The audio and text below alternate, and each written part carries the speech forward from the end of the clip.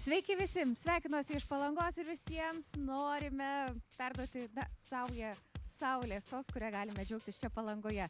Prasidėjo prieš paskutinioji 2012 vasaros olimpiados diena, linkime sėkmės mūsų olimpiečiams. O štai mano kolega Rimas vakar buvo tokia vietoje, kur labai daug greičio ir žinoma geros nuotaikos. Pasižiūrėkite.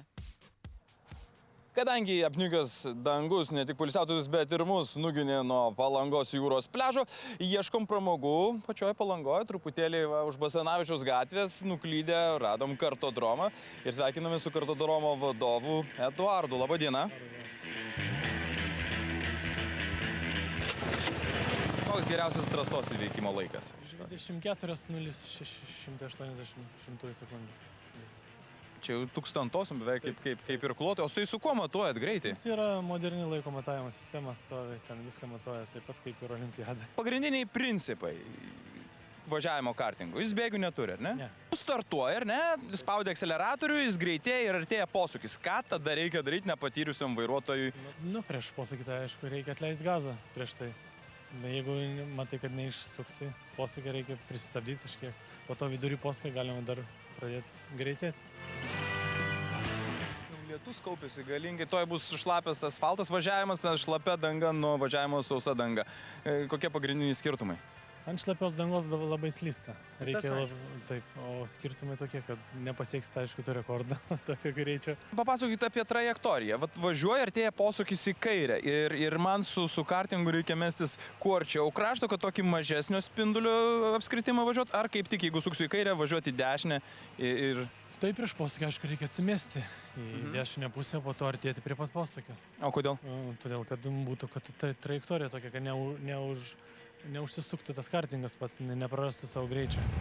Jeigu žviegia tos padangos, tai reiškia, aš jau prarandu tas brangias sekundės dalis, ar kaip tik optimaliai važiuoju? Manau, kad neprarandat, jeigu pats kartingas įeina į gerą trajektoriją. O jeigu jau driftas, ar ne, į posūkį važiuoja slystant galiniam ratam, tai jau laikas... Laiką jūs prarandat, taip. O vaikai, nuo kokio amžiaus leidžiat juos? Nuo 7 metų jau leidžiu. Nuo 7. Kartingai, kokie jie būna? Pas jūs, kiek įsiaiškinom prieš siužetą, yra ten 5 arklių, tai nelabai... 5,5 arklių yra, 6,5 ir 9 arklių kartingai.